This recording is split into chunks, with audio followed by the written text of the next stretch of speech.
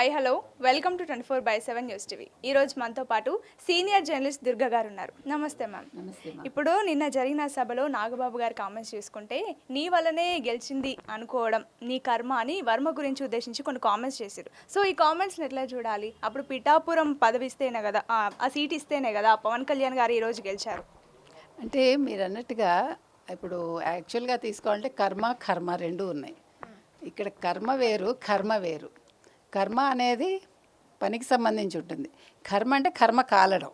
ఇక్కడ ఆయన కర్మే అన్నారు కాబట్టి మీరు అది ఆయన ఎలా అన్నా కూడా ఈ యాక్చువల్గా ఎమ్మెల్సీ ఇవ్వకపోవడానికి రీజన్ ఏంటంటే, ఇప్పుడు పవన్ కళ్యాణ్ గారిని మీరు తీసుకున్నారనుకోండి, ఆయన ఒక డిప్యూటీ సీఎం ప్లస్ మంత్రి అన్నీ చేస్తున్నారు. ఆయన పిఠాపురంలో దొరకకపోవచ్చు, కానీ ఈయనకి ఎమ్మెల్సీ ఇస్తే వర్మ ఆల్రెడీ పిఠాపురం వర్మగానే ప్రసిద్ధి కాబట్టి, సో ఈయన మళ్ళా ఇక్కడ ఏమనాలి పవర్ ఇదవుతుందని చెప్పి ఇచ్చి ఉండకపోవచ్చు. సో ఇప్పుడు తెలుగుదేశం అయితే వర్మ గారికి అన్యాయం చేస్తుందని నేను అనుకోను. ఖచ్చితంగా ఆయనకి ఇంకా పెద్ద పోస్ట్ ఇవ్వచ్చు, మరి రాజ్యసభ ఇస్తారో ఏమిస్తారో మనకు తెలియదు. వర్మ గారికి అయితే అన్యాయం చెయ్యరు. నిన్న నాగబాబు గారి కమెంట్స్ గురించి మనకి ఇంతకంటే మాట్లాడుకోవాల్సిన పని లేదండి. ఎందుకంటే ఇక్కడ నాగబాబు ఇంపార్టెంట్ కాదు మనకి. నిన్న జనసేన ఆవిర్భావ సభ అది, వాళ్ళు మాట్లాడుకుని ఉంటారు. కానీ వర్మ గారికి మాత్రం తెలుగుదేశం ఖచ్చితంగా తక్కువ చేస్తుందని అనుకోము. చంద్రబాబు నాయుడు గారు అంతకంటే తక్కువ చేయరు. ఆయన ఏదో ఆలోచించే ఉంటారు ఇంకా పెద్ద పొజిషను. అది వెయిట్ అండ్ సీ.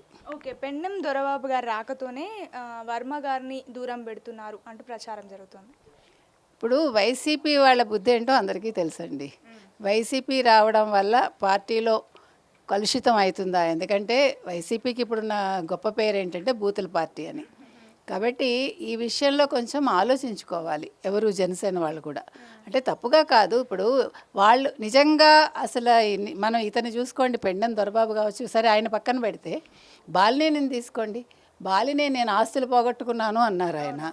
మా మావగారు ఆస్తి కూడా పోయిందని. ఇక్కడ ఆస్తులు కాదు కదా, అతను వైసీపీలో ఉండి పోరాడాల్సింది కదా. సో ఈరోజు ఒక బాలినేని రావడం వల్ల దొరబాబు వల్ల నేను నష్టం జరిగిందని అనుకోను, కానీ బాలినేని వల్ల సంస్కృతి మారుతోందా అది జనసేన వాళ్ళు ఆలోచించుకోవాలని చెప్తా. ఇప్పుడు వైసీపీ వాళ్ళ బుద్ధి ఏంటో అందరికీ తెలుసండి.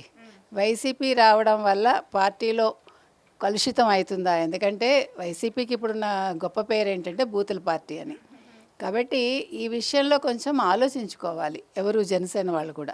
అంటే తప్పుగా కాదు, ఇప్పుడు వాళ్ళు నిజంగా అసలు మనం ఇతను చూసుకోండి, పెండెం దొరబాబు కావచ్చు, సరే ఆయన పక్కన పెడితే బాలినేని తీసుకోండి.